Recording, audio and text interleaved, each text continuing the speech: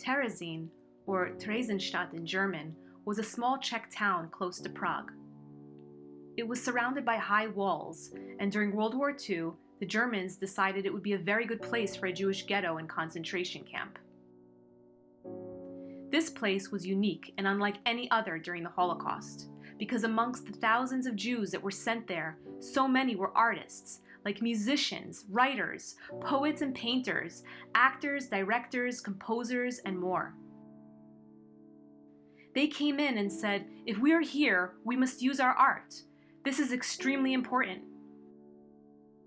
Some of the musicians brought their own instruments and started playing in quartets, jazz bands, and even orchestras. Composers took the opportunity to make new music to express their feelings about this place.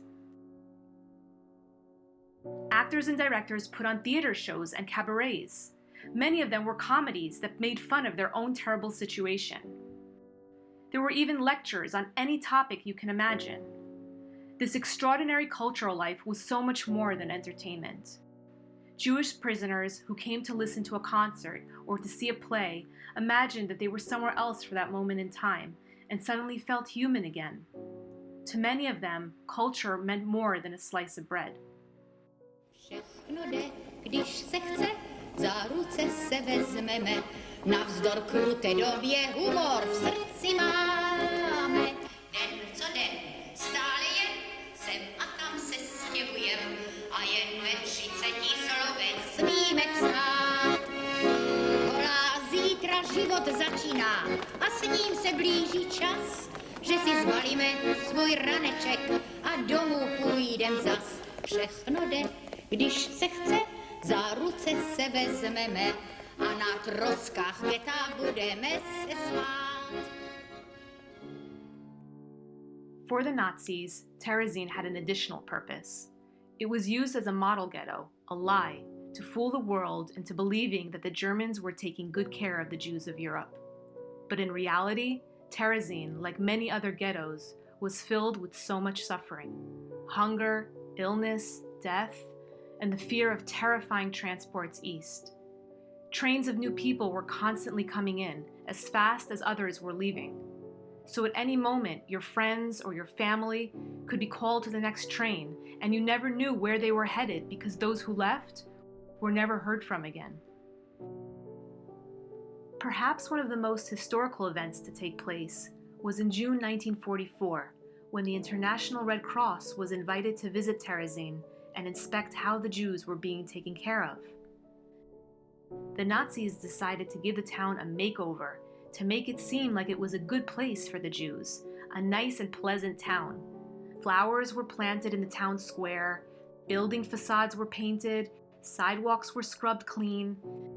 They even had a jazz band play, and teenagers were forced to dance to the music like they were having fun. It was a stage show, and the foreign visitors believed it. Because they succeeded in fooling the Red Cross, the Nazis decided to take their lie one step further. A propaganda film was made in the ghetto, this time to show the entire world how great things were.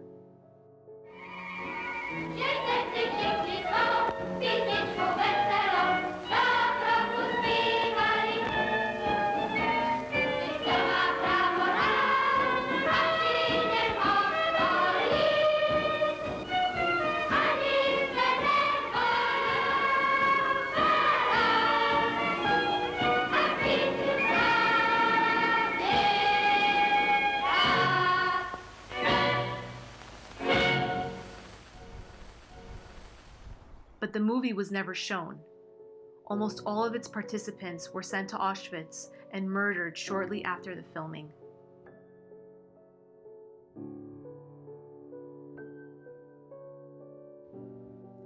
Very few photographs exist which portray the actual life in Terezin.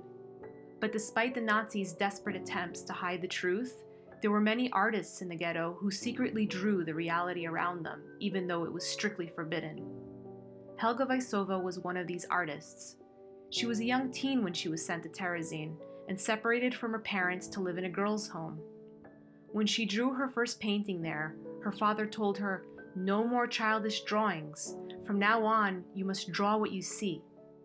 She did just that, and during the 3 years she lived in Terezin, she drew over 100 paintings of daily life. In Terezin, everyone, whether young or old, had the need to express themselves, even if they had never done so before. They made music, they drew, they wrote diaries, stories, poetry, and even love notes on the wall. Each person's voice was important back then, and is still important to us now. For as long as they were creating, they were alive.